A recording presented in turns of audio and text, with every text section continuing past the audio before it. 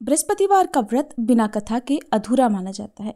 तो आज के इस वीडियो में आप सुनेंगे बृहस्पतिवार की संपूर्ण व्रत कथा और बृहस्पति देवता की आरती।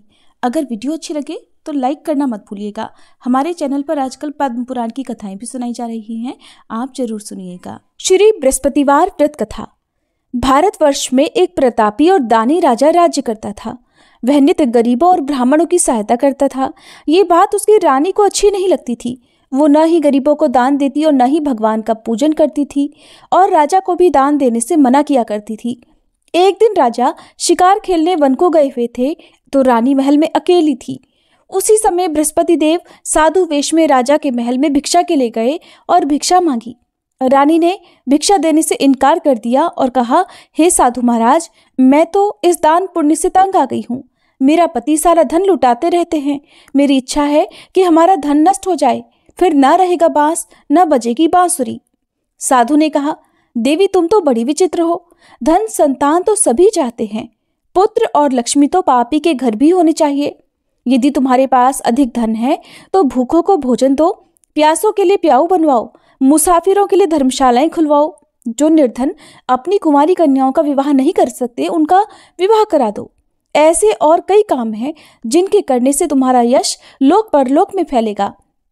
परंतु रानी पर उपदेश का कोई प्रभाव न पड़ा। कहने लगी, महाराज आप मुझे कुछ मत समझाइए। मैं ऐसा धन नहीं चाहती जो हर जगह बांटती फिरूं। साधु ने उत्तर दिया कि यदि तुम्हारी ऐसी इच्छा है तो तथास्तु। तुम ऐसा करना कि बृहस्पतिवार को घर लीपकर पीली मिट्टी से अपना सिर धोकर स्नान करना, भट्टी चढ़ाकर कपड़े धोना। ऐसा करने से आपका सारा धन नष्ट हो जाएगा। इतना कहकर वह साधु महाराज वहां से आलोप हो गए।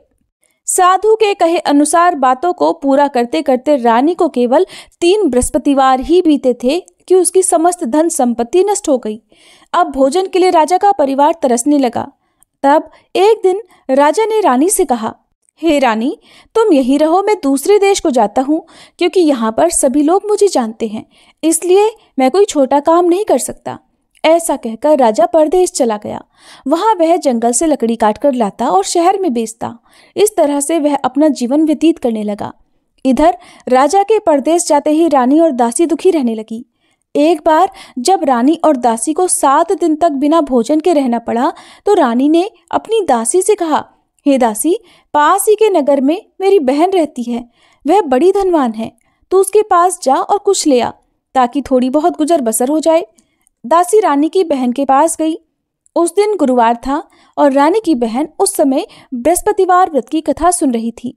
दासी ने रानी की बहन को अपनी रानी का संदेश दिया, लेकिन रानी की बहन ने कोई उत्तर नहीं दिया। जब दासी को रानी की बहन से कोई उत्तर नहीं मिला तब वह बहुत दुखी हुई। उसे क्रोध भी आया। दासी ने वापस आकर रानी को सारी बात बता दी। सुनकर रानी ने अपने भाग्य को कोसा। उधर रानी की बड़ी बहन ने सोचा कि मेरी बहन की दासी आई थी, परंतु मैं उससे नहीं बोली, इससे वह बहुत दुखी हुई होगी। कथा सुनकर और पूजन समाप्त करके वह अपनी बहन के घर आई और कहने लगी, हे बहन, मैं बृहस्पतिवार का व्रत कर रही थी।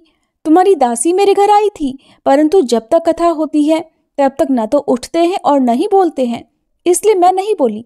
कहो दासी क्यों गई थी? रानी बोली, बहन तुमसे क्या छुपाऊं, हमारे घर में खाने तक को अनाज नहीं था। ऐसा कहते कहते रानी की आंखें भर आई। उसने दासी समेत पिछले 7 दिनों से भूखे रहने की बात अपनी बहन को विस्तार पूर्वक सुना दी। रानी की बहन बोली, देखो बहन, भगवान बृहस्पति देव सबकी मनोकामना पूर्ण करते हैं। देखो शायद तुम्हारे घर में अनाज रखा हो। पहले तो रानी को विश्वास नहीं हुआ, पर बहन के आग्रह करने पर उसने अपनी दासी को घर के अंदर भेजा तो उसे सचमुच अनाज से भरा हुआ एक घड़ा मिल गया। ये देखकर दासी को बड़ी हैरानी हुई। दासी रानी से कहने लगी, हे रानी, जब हमको भोजन नहीं मिलता तो हम व्रत ही तो करते हैं, इसलिए क्यों ना इनसे व्रत की कथा और विधि पूछ ली जाए ताकि हम भी व्रत कर सकें। तब रानी ने अपनी बहन से बृहस्पतिवार व्रत के बारे में पूछा। उसकी बहन ने बताया, बृहस्पतिवार के व्रत में चने की दाल और मुनक्का से विष्णु भगवान का केले की जड़ में पूजन करें, दीपक जलाएं, व्रत कथा सुने और पीला भोजन ही करें। इससे बृहस्पति देव प्रसन्न होते हैं। व्रत और पूजन विधि बताकर रानी की बहन अपने घर को लौट गई। 7 दिन के बाद जब गुरुवार आया तो रानी और दासी ने व्रत रखा।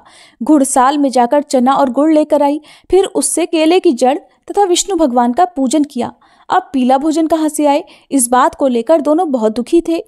क्योंकि उन्होंने व्रत रखा था इसलिए बृहस्पति देव उनसे प्रसन्न थे। इसलिए वे एक साधारण व्यक्ति का रूप धारण कर 2 थालों में सुंदर पीला भोजन दासी को दे गए।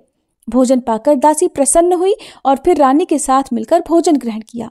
उसके बाद वे सभी गुरुवार को व्रत और पूजन करने लगी। बृहस्पति भगवान की कृपा से उनके पास फिर से धन संपत्ति आ गई, परंतु रानी फिर से पहले की तरह आलस्य करने लगी। तब दासी बोली, देखो रानी, तुम पहले भी इसी प्रकार आलस्य करती थी। तुम्हें धन रखने में कष्ट होता था, इस कारण सभी धन नष्ट हो गया, और अब जब भगवान बृहस्पति की कृपा से धन मिला है तो तुम्हें फिर से आलस्य होता है। रानी को समझाते हुए दासी कहती है कि बड़ी मुसीबतों के बाद हमने ये धन पाया है, इसलिए हमें दान पुण्य करना चाहिए, भूखे मनुष्यों को भोजन कराना चाहिए और धन को शुभ कार्यों में खर्च करना चाहिए, जिससे तुम्हारे कुल का यश बढ़ेगा, स्वर्ग की प्राप्ति होगी और पितर प्रसन्न होंगे। दासी की बात मानकर रानी अपना धन शुभ कार्यों में खर्च करने लगी, जिससे पूरे नगर में उसका यश फैलने लगा। फिर एक दिन रानी और दासी आपस में विचार करने लगी कि न जाने राजा किस दशा में होंगे, उनकी कोई खोज खबर भी नहीं है। उन्होंने श्रद्धापूर्वक बृहस्पति भगवान से प्रार्थना की कि राजा जहाँ कहीं भी हो शीघ्र वापस आ जाएं। उधर वह राजा एक दिन दुखी होकर जंगल में पेड़ के नीचे आसन जमाकर बैठ गया। वह अपनी दशा को याद करके व्याकुल होने लगा। बृहस्पतिवार का दिन था। एकाएक उसने देखा कि निर्जन वन में एक साधु प्रकट हुए। वह साधु वेश में स्वयं बृहस्पति देवता थे। लकड़हारे के सामने आकर बोले, हे लकड़हारे, इस सुनसान जंगल में तू चिंतामग्न क्यों बैठा है? लकड़हारे ने दोनों हाथ जोड़कर प्रणाम किया और उत्तर दिया, महात्मा जी, आप सब कुछ जानते हैं, मैं क्या कहूँ? ये कहकर वह रोने लगा और साधु को अपनी आत्मकथा सुनाई। महाराज जी ने कहा, तुम्हारी स्त्री ने बृहस्पति के दिन बृहस्पति भगवान का निरादर किया है, जिसके कारण रुष्ट होकर उन्होंने तुम्हारी ये दशा कर दी। अब तुम चिंता दूर करके मेरे कहने पर चलो तो तुम्हारे सभी कष्ट दूर हो जाएंगे और भगवान पहले से भी अधिक संपत्ति देंगे। तुम बृहस्पति के दिन कथा किया करो।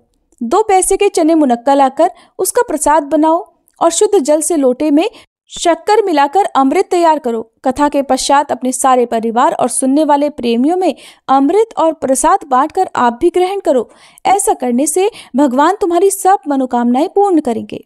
साधु के ऐसे वचन सुनकर लकड़हारा बोला, हे प्रभु, मुझे लकड़ी बेचकर इतना पैसा नहीं मिलता जिससे भोजन के बाद कुछ बचा सकूं। मैंने रात में अपनी पत्नी को व्याकुल देखा है। मेरे पास कुछ भी नहीं जिससे मैं उसकी खबर मंगा सकूं। साधु ने कहा, हे लकड़हारे, तुम किसी बात की चिंता मत करो। बृहस्पति के दिन तुम रोजाना की तरह लकड़ियां लेकर शहर को जाओ। तुमको रोज से 2 गुना धन प्राप्त होगा, जिससे तुम भलीभांति भोजन कर लोगे और बृहस्पति देव की पूजा का सामान भी आ जाएगा। जो तुमने बृहस्पतिवार की कहानी के बारे में पूछा है वह इस प्रकार है। प्राचीन काल में एक बहुत ही निर्धन ब्राह्मण था। उसकी कोई संतान न थी। वह नित्य पूजा पाठ करता, लेकिन उसकी पत्नी न स्नान करती और न किसी देवता का पूजन करती। इसी कारण वह ब्राह्मण देवता बहुत दुखी रहते थे। भगवान की कृपा से ब्राह्मण के यहाँ एक कन्या उत्पन्न हुई। कन्या बड़ी होने लगी। प्रातः स्नान करके वह भगवान विष्णु का जप करती, बृहस्पतिवार का व्रत करने लगी। पूजा पाठ समाप्त कर पाठशाला जाती तो अपनी मुट्ठी में जौ भरकर ले जाती और पाठशाला के मार्ग में डालती जाती। लौटते समय वही जौ सोने के हो जाते तो उनको बीनकर घर ले आती। एक दिन वह बालिका सूप में उन सोने के जौ को फटक कर साफ कर रही थी कि तभी उसकी माँ ने देख लिया और कहा कि हे बेटी, सोने के जौ को फटकने के लिए सोने का सूप भी तो होना चाहिए। दूसरे दिन गुरुवार था। उस कन्या ने व्रत रखा और बृहस्पति देव से सोने का सूप देने की प्रार्थना की। बृहस्पति देव ने उसकी प्रार्थना स्वीकार कर ली। रोजाना की तरह वह कन्या जौ फैलाती हुई पाठशाला चली गई। पाठशाला से लौटकर जब वह जौ बीन रही थी तो बृहस्पति देव की कृपा से उसे सोने का सूप भी मिल गया। उसे वह घर ले आई और उससे जौ साफ करने लगी, परंतु उसकी माँ का वही ढंग रहा। एक दिन की बात है, कन्या सोने के सूप में जब जौ साफ कर रही थी, उसी समय उस नगर का राजकुमार वहां से निकला। कन्या के रूप और कार्य को देखकर वह उस पर मोहित हो गया। राजमहल आकर वह भोजन और जल त्याग कर उदास होकर लेट गया। राजा को जब राजकुमार द्वारा अन्न जल त्यागने का समाचार पता चला तो अपने मंत्रियों के साथ वह अपने पुत्र के पास गया और कारण पूछा। राजकुमार ने राजा को उस लड़की के घर का पता भी बता दिया। मंत्री उस लड़की के घर गया। मंत्री ने ब्राह्मण के सामने राजा की ओर से निवेदन किया। कुछ ही दिन बाद ब्राह्मण की कन्या का विवाह राजकुमार के साथ संपन्न हो गया। इधर कन्या के घर से जाते ही ब्राह्मण देवता के घर में पहले की तरह गरीबी का निवास हो गया। एक दिन दुखी होकर वह ब्राह्मण अपनी पुत्री से मिलने गए। बेटी ने पिता की अवस्था को देखा और अपनी माँ का हाल पूछा। ब्राह्मण ने सभी हाल कह सुनाया। तब कन्या ने बहुत सारा धन देकर अपने पिता को विदा कर दिया। लेकिन कुछ दिन बाद फिर वही हाल हो गया। ब्राह्मण फिर अपनी कन्या के यहाँ गया और सभी हाल कहा तो पुत्री बोली, हे पिताजी, आप माताजी को यहाँ लिवा लाओ, मैं उन्हें वह विधि बता दूंगी जिससे गरीबी दूर हो जाए। ब्राह्मण देवता अपनी पत्नी को साथ लेकर अपनी पुत्री के पास राजमहल पहुंचे तो पुत्री अपनी माँ को समझाने लगी, हे माँ, तुम प्रातःकाल स्नानादि करके विष्णु भगवान का पूजन करो तो सब दरिद्रता दूर हो जाएगी। परंतु उसकी माँ ने उसकी एक भी बात नहीं मानी। वह प्रातःकाल उठकर अपनी पुत्री की बची जूठन को खा लेती थी। एक दिन उसकी पुत्री को बहुत गुस्सा आया। उसने अपनी माँ को एक कोठरी में बंद कर दिया। प्रातः उसे स्नानादि करा के पूजा पाठ करवाया तो उसकी माँ की बुद्धि ठीक हो गई। इसके बाद वह नियम से पूजा पाठ करने लगी और प्रत्येक बृहस्पतिवार को व्रत करने लगी। इस व्रत के प्रभाव से मृत्यु के बाद वह स्वर्ग को गई। वह ब्राह्मण भी सुखपूर्वक इस लोक का सुख भोगकर स्वर्ग को प्राप्त हुआ। इतना कहकर साधु अंतर ध्यान हो गए। धीरे धीरे समय बीतने पर फिर वही बृहस्पतिवार का दिन आया। लकड़हारा जंगल से लकड़ी काटकर किसी शहर में बेचने गया। उसे उस दिन और दिन से अधिक पैसा मिला। राजा ने चना गुड़ आदि लाकर गुरुवार का व्रत किया। उस दिन से उसके सभी क्लेश दूर हुए। परंतु जब दोबारा गुरुवार का दिन आया तो बृहस्पतिवार का व्रत करना भूल गया। इस कारण बृहस्पति भगवान नाराज हो गए। उस दिन उस नगर के राजा ने विशाल यज्ञ का आयोजन किया था और शहर में ये घोषणा कर दी कि कोई भी मनुष्य अपने घर में भोजन न बनाए, न आग जलाए। समस्त जनता मेरे यहाँ भोजन करने आए। इस आज्ञा को जो न मानेगा उसे फांसी की सजा दी जाएगी। इस तरह की घोषणा संपूर्ण नगर में करवा दी गई। राजा की आज्ञा अनुसार शहर के सभी लोग भोजन करने गए, लेकिन लकड़हारा कुछ देर से पहुंचा, इसलिए राजा उसको अपने साथ घर लिवा ले गए और ले जाकर भोजन करा रहे थे तो रानी की दृष्टि उस खूंटी पर पड़ी जिस पर उसका हार लटका हुआ था। वह वहां पर नहीं दिखाई दिया। रानी ने निश्चय किया कि मेरा हार इसी मनुष्य ने चुरा लिया है। उसी समय सिपाहियों को बुलाकर उसको कारागार में डलवा दिया। जब लकड़हारा कारागार में पड़ गया और बहुत दुखी होकर विचार करने लगा कि न जाने कौन से पूर्व जन्म के कर्म से मुझे यह दुख प्राप्त हुआ है, और उसी साधु को याद करने लगा जो कि जंगल में मिला था। उसी समय तत्काल बृहस्पति देव साधु के रूप में प्रकट हुए और उसकी दशा को देखकर कहने लगे, अरे मूर्ख, तूने बृहस्पति देव की कथा नहीं करी, इस कारण तुझे ये दुख प्राप्त हुआ है। अब चिंता मत कर, बृहस्पतिवार के दिन कारागार के दरवाजे पर 4 पैसे पड़े मिलेंगे। उनसे तू बृहस्पति देव की पूजा करना, तेरे सभी कष्ट दूर हो जाएंगे। बृहस्पति के दिन उसे 4 पैसे मिले। लकड़हारे ने कथा कही। उसी रात को बृहस्पति देव ने उस नगर के राजा को स्वप्न में कहा, हे राजा, तुमने जिस आदमी को कारागार में बंद कर दिया है वह निर्दोष है, वह राजा है, उसे छोड़ देना। रानी का हार उसी खूंटी पर लटका है। अगर तू ऐसा नहीं करेगा तो मैं तेरे राज्य को नष्ट कर दूंगा। इस तरह रात के स्वप्न को देखकर राजा प्रातःकाल उठा और खूंटी पर हार देखकर लकड़हारे को बुलाकर क्षमा मांगी और लकड़हारे को योग्य सुंदर वस्त्र आभूषण देकर विदा कर दिया। बृहस्पति देव की आज्ञा अनुसार लकड़हारा अब अपने नगर को चल दिया। राजा जब अपने नगर के निकट पहुंचा तो उसे बड़ा आश्चर्य हुआ। नगर में पहले से अधिक बाग, तालाब, कुएं तथा बहुत सी धर्मशाला, मंदिर आदि बन गई हैं। राजा ने पूछा, ये किसका बाग और धर्मशाला है? तब नगर के सब लोग कहने लगे, ये सब रानी और बांदी के हैं। तो राजा को आश्चर्य हुआ और गुस्सा भी आया। जब रानी ने ये खबर सुनी कि राजा आ रहे हैं तो उन्होंने बांदी से कहा, हे दासी, देख, राजा हमको कितनी बुरी हालत में छोड़ गए थे। हमारी ऐसी हालत देखकर वो लौट ना जाए, इसलिए तू दरवाजे पर खड़ी हो जा। आज्ञा अनुसार दासी दरवाजे पर खड़ी हो गई। राजा आए तो उन्हें अपने साथ लिवा लाई। तब राजा ने क्रोध करके अपनी रानी से पूछा कि ये धन तुम्हें कैसे प्राप्त हुआ है? तब उन्होंने कहा, हमें ये सब धन बृहस्पति देव के इस व्रत के प्रभाव से प्राप्त हुआ है। अब राजा ने निश्चय किया कि 7 रोज बाद तो सभी बृहस्पति देव का पूजन करते हैं, परंतु मैं प्रतिदिन दिन में 3 बार कहानी और रोज व्रत किया करूंगा। अब हर समय राजा के दुपट्टे में चने की दाल बंधी रहती और दिन में 3 बार कहानी कहता। एक रोज राजा ने विचार किया कि चलो अपनी बहन के यहाँ हो आए। इस तरह निश्चय कर राजा घोड़े पर सवार होकर अपनी बहन के यहाँ को चलने लगा। मार्ग में उसने देखा कि कुछ आदमी एक मुर्दे को लिए जा रहे हैं। उन्हें रोककर राजा कहने लगा, अरे भाइयों, मेरी बृहस्पति देव की कथा सुन लो। वे बोले, लो, हमारा तो आदमी मर गया है, इसको अपनी कथा की पड़ी है। परंतु कुछ आदमी बोले, अच्छा कहो, हम तुम्हारी कथा भी सुनेंगे। राजा ने दाल निकाल ली और जब कथा आधी हुई थी कि मुर्दा हिलने लग गया, और जब कथा समाप्त हो गई तो राम राम करके वह मनुष्य उठकर खड़ा हो गया। आगे मार्ग में उसे एक किसान खेत में हल चलाता मिला। राजा ने उसे देखा तो उससे बोले, अरे भैया, तो मेरी बृहस्पतिवार की कथा सुन लो। किसान बोला, जब तक मैं तेरी कथा सुनूंगा तब तक 4 हरैया जोत लूंगा।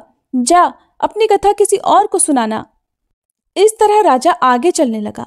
राजा के हटते ही बैल पछाड़ खाकर गिर गए और उस किसान के पेट में बड़ी जोर का दर्द होने लगा। उसी समय उसकी माँ रोटी लेकर आई। जब उसने ये देखा तो अपने पुत्र से सब हाल पूछा और बेटे ने सभी हाल कह दिया। तो बुढ़िया दौड़ी दौड़ी उस घुड़सवार के पास गई और उससे बोली कि मैं तेरी कथा सुनूंगी, तू अपनी कथा मेरे खेत पर चलकर ही कहना।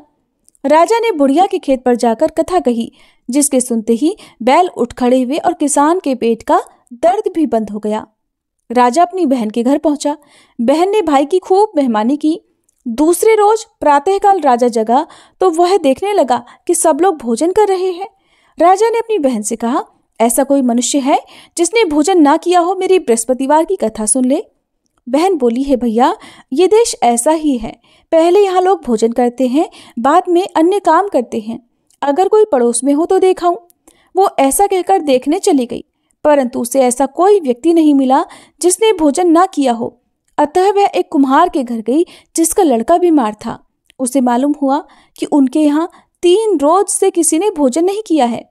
रानी ने अपने भाई की कथा सुनने के लिए कुम्हार से कहा। वह तैयार हो गया। राजा ने जाकर बृहस्पतिवार की कथा कही, जिसको सुनकर उसका लड़का ठीक हो गया। अब तो राजा की प्रशंसा होने लगी। एक दिन राजा ने अपनी बहन से कहा, हे बहन, अब हम अपने घर को जाएंगे, तुम भी तैयार हो जाओ। राजा की बहन ने अपनी सास से कहा। सास ने कहा, हाँ चली जा, परंतु अपने लड़कों को मत ले जाना, क्योंकि तेरे भाई के कोई संतान नहीं है। बहन ने अपने भैया से कहा, हे भैया, मैं तो चलूंगी, पर कोई बालक नहीं जाएगा। राजा बोला, जब कोई बालक नहीं जाएगा तब तुम भी जाकर क्या करोगी। बड़े दुखी मन से राजा अपने नगर को लौट आया। राजा ने अपनी रानी से कहा, हम निर्वंशी राजा हैं, हमारा मुंह देखने का धर्म नहीं है और कुछ भोजन आदि नहीं किया। रानी बोली, हे प्रभु, बृहस्पति देव ने हमें सब कुछ दिया है, वह हमें संतान अवश्य देंगे। उसी रात को बृहस्पति देव ने राजा से स्वप्न में कहा, हे राजा, उठ, सभी सोच त्याग दे, तेरी रानी गर्भ से है। राजा को ये बात सुनकर बड़ी खुशी हुई। 9वें महीने में उसके गर्भ से एक सुंदर पुत्र पैदा हुआ। तब राजा बोला, हे रानी, स्त्री बिना भोजन के रह सकती है, पर बिना कहे नहीं रह सकती। जब मेरी बहन आए तब तुम मुझसे कुछ मत कहना। रानी ने सुनकर हाँ कर दिया। जब राजा की बहन ने ये शुभ समाचार सुना तो वह बहुत खुश हुई और बधाई लेकर अपने भाई के यहाँ आई। तभी रानी ने कहा, घोड़ा चढ़कर तो नहीं आई, गधा चढ़ी आई। राजा की बहन बोली, भाभी, मैं इस प्रकार ना कहती तो तुम्हें संतान कैसे मिलती। बृहस्पति देव ऐसे ही हैं, जैसी जिसके मन में कामनाएं हैं सभी को पूर्ण करते हैं। जो सद्भावना पूर्वक बृहस्पतिवार का व्रत करता है और कथा पढ़ता है अथवा सुनता है, दूसरों को सुनाता है, बृहस्पति देव उसकी सभी मनोकामनाएं पूर्ण करते हैं। प्रेम से बोलिए बृहस्पति देवता की जय। आरती। ओम जय बृहस्पति देवा, स्वामी जय बृहस्पति देवा, छिन छिन भोग लगाऊं, कदली फल मेवा। ओम जय बृहस्पति देवा। तुम पूर्ण परमात्मा, तुम अंतर्यामी, स्वामी तुम अंतर्यामी। जगत पिता जगदीश्वर, जगत पिता जगदीश्वर, तुम सबके स्वामी। ओम जय बृहस्पति देवा। चरणामृत निज निर्मल, सब पातक हरता, स्वामी सब पातक हरता। सकल मनोरथ दायक, सकल मनोरथ दायक कृपा करो भरता। ओम जय बृहस्पति देवा। तन मन धन अर्पण कर जो जन शरण पड़े, स्वामी जो जन शरण पड़े। प्रभु प्रकट तब होकर, प्रभु प्रकट तब होकर आकर द्वार खड़े। ओम जय बृहस्पति देवा।